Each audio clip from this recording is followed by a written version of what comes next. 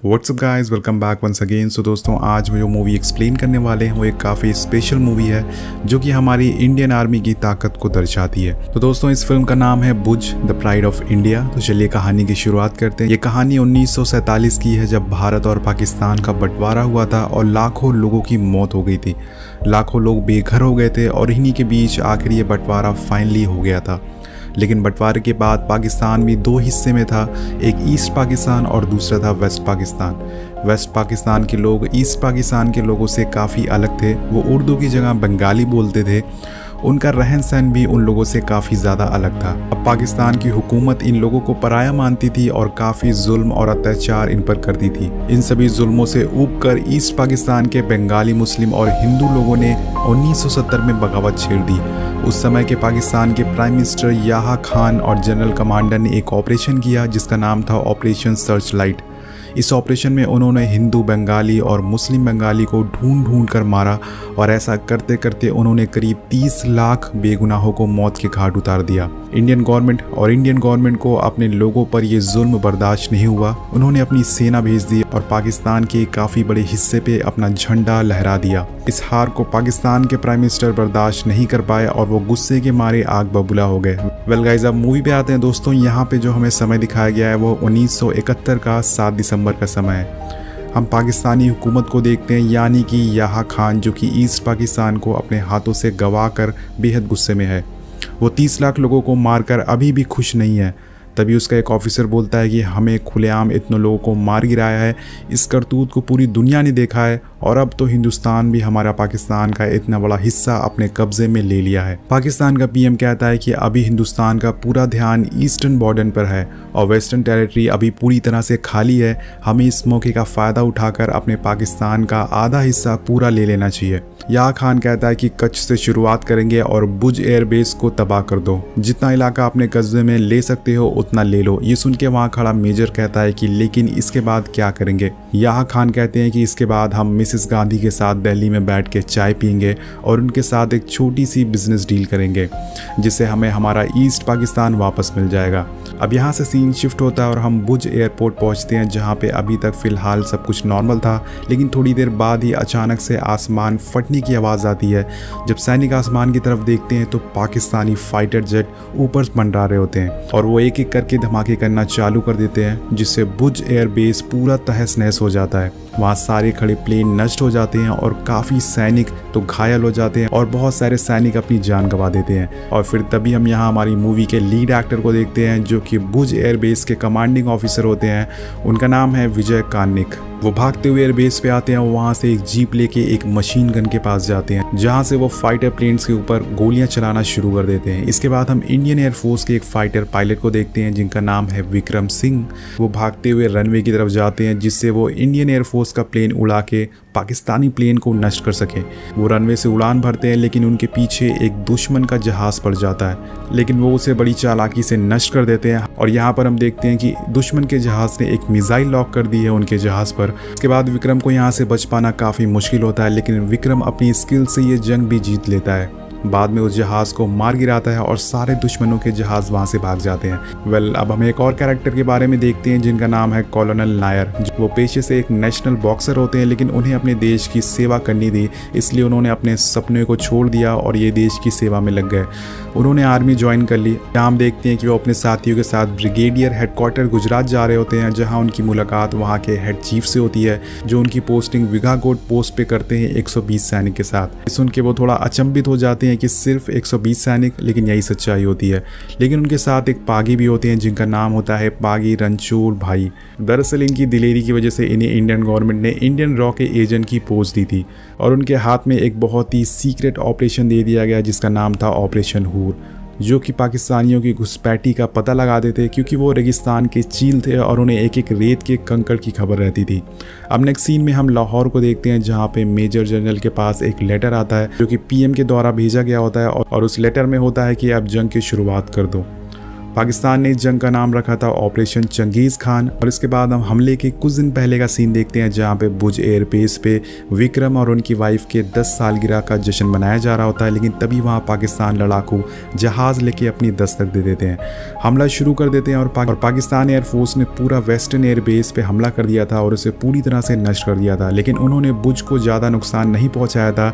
इसी का फ़ायदा इंडियन आर्मी ने उठाया और उन्होंने अपने फाइटर प्लेन को पाकिस्तान की काफ़ी सारी एयरबेस पे जाने का ऑर्डर दिया और इस हमले का बदला लेने के लिए कहा। उन्हीं में से एक था कराची एयरबेस, जिसे इंडियन एयरफोर्स ने पूरी तरह से ख़त्म कर दिया।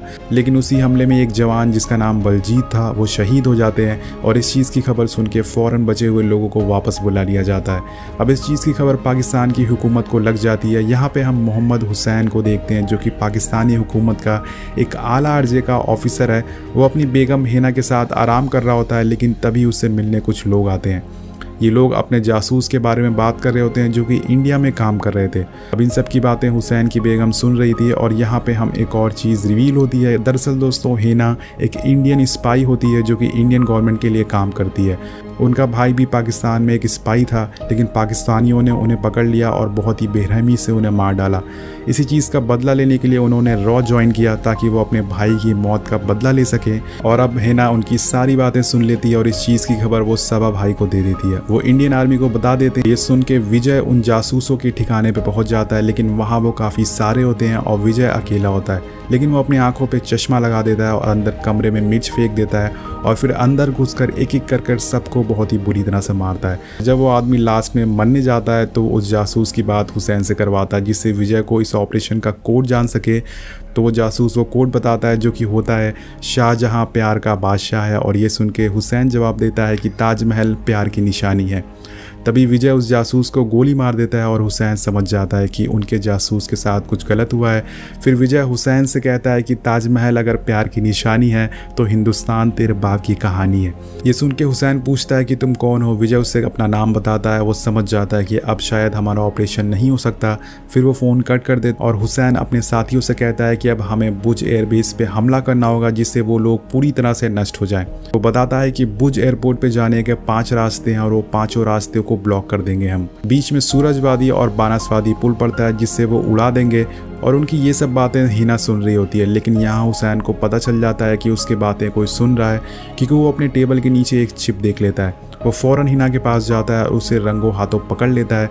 यहाँ पर हिना किसी तरह से हुसैन को मार कर भाग जाती है, लेकिन वो ज़्यादा दूर तक भाग नहीं पाती।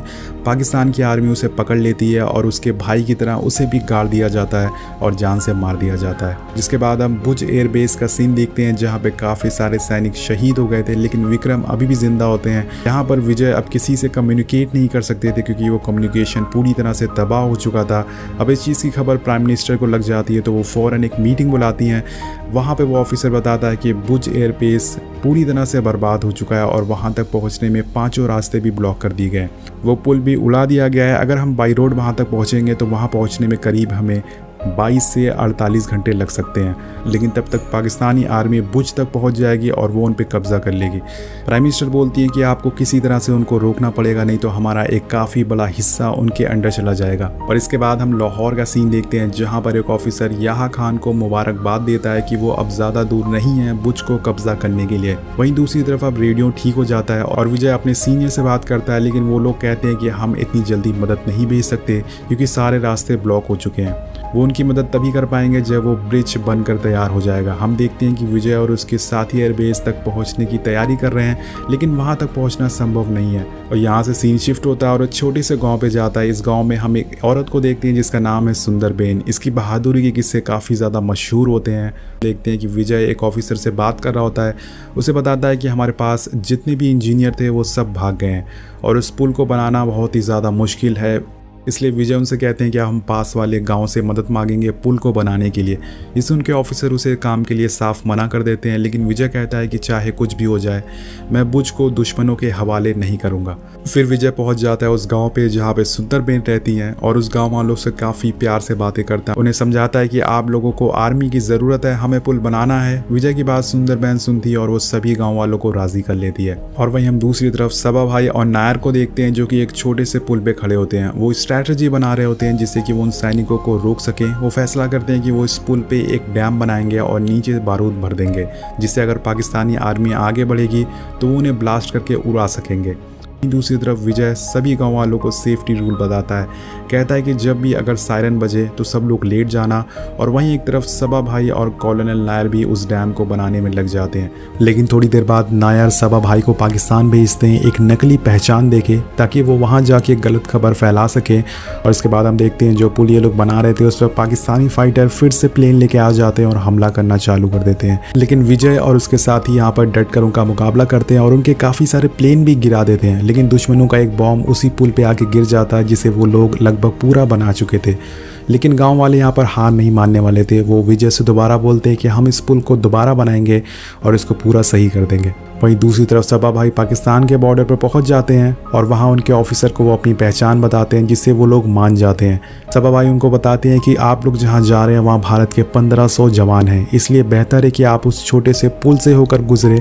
मतलब यहाँ पे कर्नल नायल और सबा भाई की जो चाल थी वो कामयाब हो जाती है। पाकिस्तानी ऑफिसर सबा भाई की बात मान लेते हैं। अब वहीं थोड़ी दूर पर हम देखते हैं कि इंडियन आर्मी पूरी तरह से तैयार होती है दुश्मनों से लड़ने के लिए।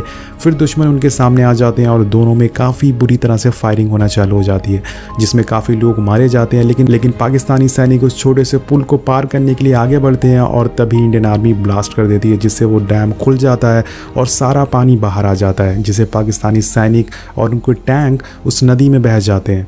वहीं दूसरी तरफ विक्रम अब प्लेन उड़ाने के लिए तैयार हैं, लेकिन जब वो प्लेन उड़ाते हैं तो वो उड़ नहीं पाता, क्योंकि उसमें काफ़ी सारे सैनिक होते हैं। वज़न काफ़ी ज़्यादा होता है, इसलिए वो 50 सैनिक को कम कर देते हैं और फिर वो उड़ान भरते हैं। लेकिन उड़ते ही विक्रम का प्लेन का जो आगे का टायर होता है वो टूट जाता है, निकल जाता है।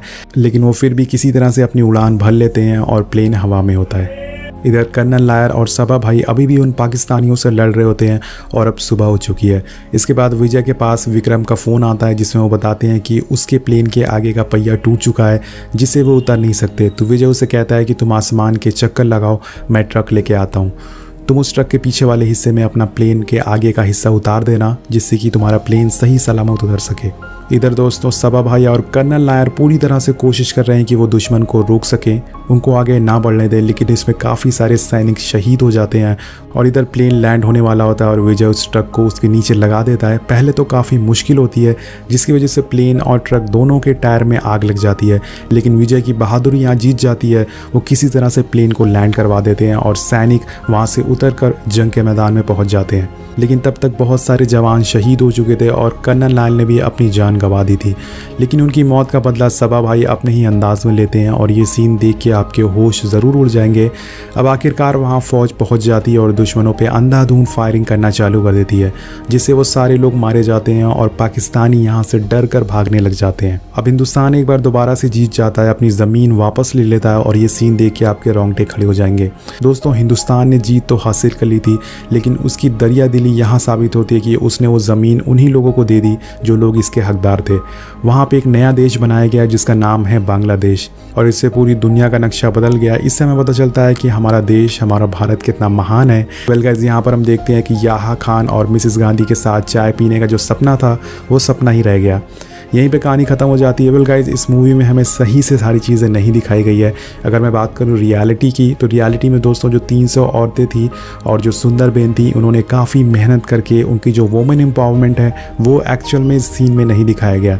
थोड़े बहुत सीन दिखाए गए हैं और बाकी मतलब स्टोरी ऐसे इस मूवी में दिखाई गई है जैसे लग रहा है कि एक तरफ इधर भाग रही है, एक तरफ इधर भाग रही है। राइटिंग बिल्कुल सही नहीं की गई है दोस्तों।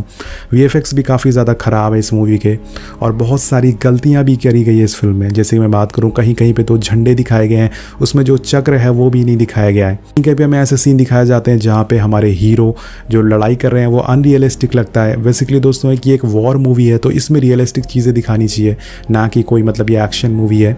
तो आई होप आपको वीडियो अच्छी लगी होगी। वीडियो को लाइक ज़रूर करिएगा। आज 15 अगस्त का दिन था, इसलिए हमने सोचा कि कोई पैट्रियाटिक मूवी लाते हैं आपके लिए। तो आपको कैसी लगी मूवी नीचे कमेंट करके ज़रूर बताएगा। मिलते हैं आपसे अगली वीडियो में। Thank you so much watching. Peace out.